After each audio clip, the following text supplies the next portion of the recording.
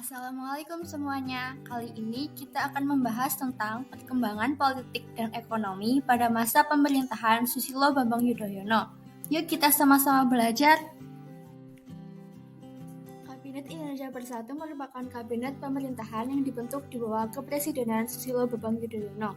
Kabinet Indonesia Bersatu memiliki 2 periode, yaitu Kabinet Indonesia Bersatu Jilid 1 dan 2. Presiden SBY terpilih selama 2 periode sebagai pemimpin Indonesia, tahun 2009 sampai 2014. Proses penyusunan sewaktu SBY kembali menjabat sebagai Presiden RI, ia kembali memanggil para calon kabinet ke kediamannya di Cikeas, Bogor. Pemanggilan ini guna melakukan uji kepatutan dan kelayakan serta penandatanganan fakta integritas dan kontrak politik. Sebagai tambahannya, pada masa penyusunan Kabinet Indonesia Bersatu II diberlakukan tes kesehatan sebagai salah satu syarat yang harus dipenuhi oleh para calon. Seluruh calon yang dipanggil dan telah melakukan tes kesehatan akhirnya diangkat menjadi anggota kabinet. Kabinet Indonesia Bersatu I. Kabinet Indonesia Bersatu I dibentuk semasa Kepresidenan Susilo Bambang Yudhoyono dan Wakil Presiden Yusuf Kala setelah memenangkan pemilu 2004. Kabinet ini dibentuk pada 21 Oktober 2004 dan masa baktinya berakhir pada 20 Oktober 2009 sebelum kembali dilanjutkan. Program kerja. Pada masa Susilo Bambang Yudhoyono dan Yusuf Kala kembali terpilih sebagai pemimpin Indonesia, Presiden telah menetapkan 45 program dalam program 100 hari Kabinet Indonesia Bersatu II. Dari 45 program telah ditetapkan 15 program pilihan yang menjadi prioritas, yaitu 1. Pemberantasan mafia hukum. 2. Revitalisasi industri pertahanan. 3. Penanggulangan terorisme. 4. Meningkatkan daya listrik di seluruh Indonesia. 5. Meningkatkan produksi dan ketahanan pangan. 6. Revitalisasi pabrik pupuk dan gula. 7. Pembenahan penggunaan tanah dan tata ruang. 8. Pembangun infrastruktur. 9. Meningkatkan kewirausahaan dan pengembangan UMKM melalui pengucuran kredit usaha rakyat. 10.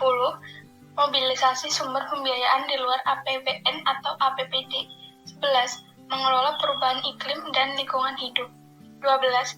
Reformasi kesehatan, reformasi pendidikan dengan menyambungkan atau mencegah mismatch antara SDM yang dihasilkan oleh lembaga pendidikan dan lembaga pelatihan dengan keperluan pasar tenaga kerja. 13. Meningkatkan kesiagaan penanggulangan bencana. 14. Sinergi pusat dan daerah. Masa reformasi di bawah kepemimpinan Susilo Bambang Yudhoyono. Dilansir dari Kompas.com, selama 10 tahun kepemimpinan Susilo Bambang Yudhoyono, penegakan atau supremasi hukum diberi porsi yang baik dan besar. Di dalam hubungan internasional, peran Indonesia dalam kancah internasional tidak dipandang sebelah mata. Indonesia pada masa itu aktif di berbagai forum internasional seperti APEC dan Global Climate Change. Kemajuan pemerintahan Susilo Bambang Yudhoyono tidak sampai di situ saja. Berbagai kemajuan dilakukan, diantaranya adanya Badan Penyelenggara Jaminan Sosial atau BPJS, pendidikan wajib 12 tahun, dan pembangunan wilayah juga berjalan baik seiring dengan konektivitas. Meskipun banyak pencapaian yang dibuat oleh Susilo Bambang Yudhoyono, namun banyak isu kontroversial yang ada di dalam masa pemerintahannya. Beberapa di antaranya adalah 1. Kasus Senturi, kriminalisasi KPK atau Komisi Pemberantasan Korupsi. 2. Kasus mafia pajak yang melibatkan Gayus Tambunan. 3. Kasus Sekretariat Gabungan. 4. Isu Jaksa Agung yang terkait pengangkatan Jaksa Agung Hendarman Supandji. Dan 5. Konflik perbatasan Indonesia dan Malaysia.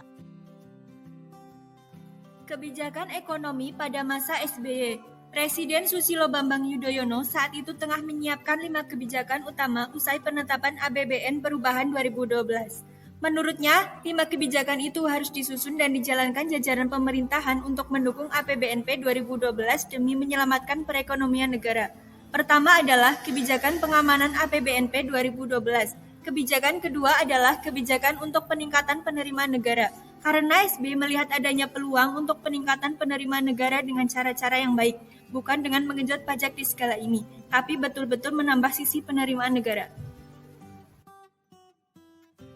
3. Kata SBY adalah kebijakan gerakan bersama di tingkat nasional untuk penghematan energi secara total. Kebijakan keempat adalah kebijakan penggunaan gas domestik. Menurut SBY, kebijakan penggunaan gas domestik diharapkan dapat mendorong industri dan menggerakkan sektor real. SBY mengatakan kebijakan penggunaan gas domestik ini sekaligus berkaitan dengan upaya mengatasi masalah-masalah kelistrikan.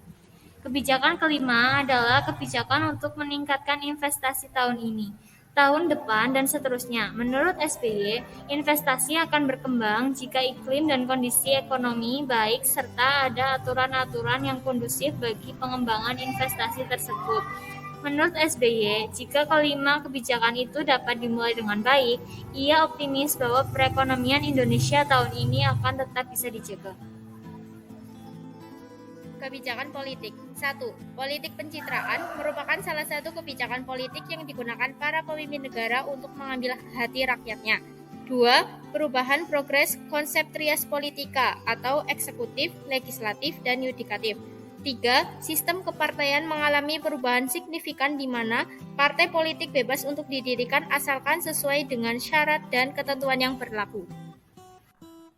Akhir pemerintahan SBY. Masa kekuasaan SBY akan berakhir pada Oktober 2014. Kekuasaan tersebut berakhir dikarenakan masa jabatannya yang telah terlaksana 2 periode. Periode pertama pada tahun 2004 hingga 2009 dan periode kedua pada tahun 2009 hingga 2014. Sesuai dengan Undang-Undang Dasar bahwa masa maksimal jabatan presiden adalah 2 periode dan tidak lagi diperbolehkan lagi menjabat sebagai presiden setelah itu.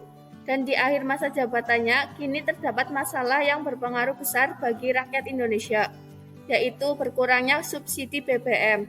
Walaupun harga BBM masih stabil, diimbangi dengan langkahnya persediaan BBM. Sekian video dari kami, semoga bermanfaat. Terima kasih. Wassalamualaikum warahmatullahi wabarakatuh.